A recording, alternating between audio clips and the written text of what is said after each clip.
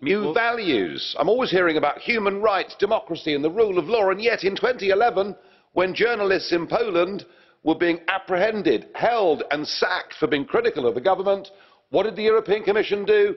Nothing. Why? Well, of course, because Mr. Tusk, as Prime Minister, was pro the European Union.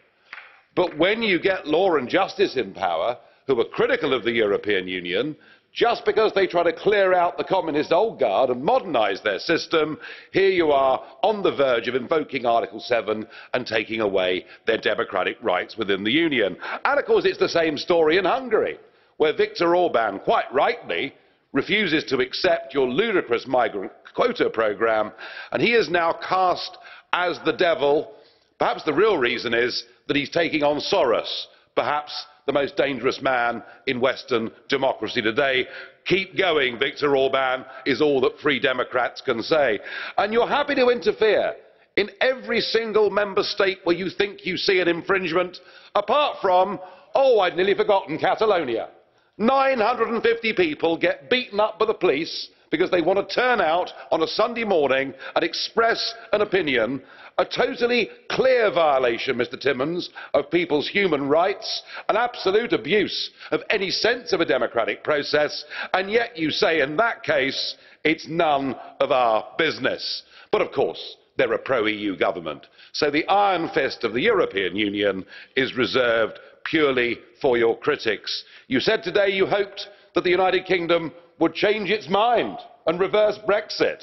Well, looking at the way you're treating Poland, I would have thought the answer must be a very big no. This, for Poland, is the modern-day Brezhnev doctrine of limited sovereignty. You rebelled against that system. I hope you go on, Polish people, and rebel against this one. Thank you.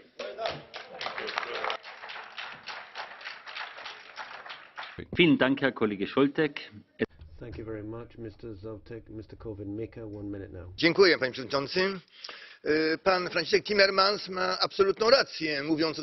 Thank you very much, Mr. President. Well, Mr. Timmermans is right to point out that the rule of law in Poland is in danger. That's why I'm leaving, because I'm going back to Poland to fight against the PIS dictatorship. But really, you're hindering me in this struggle. You don't know the situation in Poland. Any coercive measure against the government only increases their popularity, and it's thanks to you, actually, that all of this is happening. It is you who are undermining democracy in Poland. But, I mean, really, you know, sometimes I wonder what you're doing, whether Adolf Hitler isn't here sometimes. I mean, you're adopting that kind of power. The situation is not but down to people like you, Mr. Timmermans. It's you we must fight against, and I think the European Union should be destroyed. Herr Kollege Korwin Mikke, ich rufe Sie zur Ordnung. Mr. Korwin Mikke, that was an unparliamentary comparison. I call you to order. That concludes the speakers list.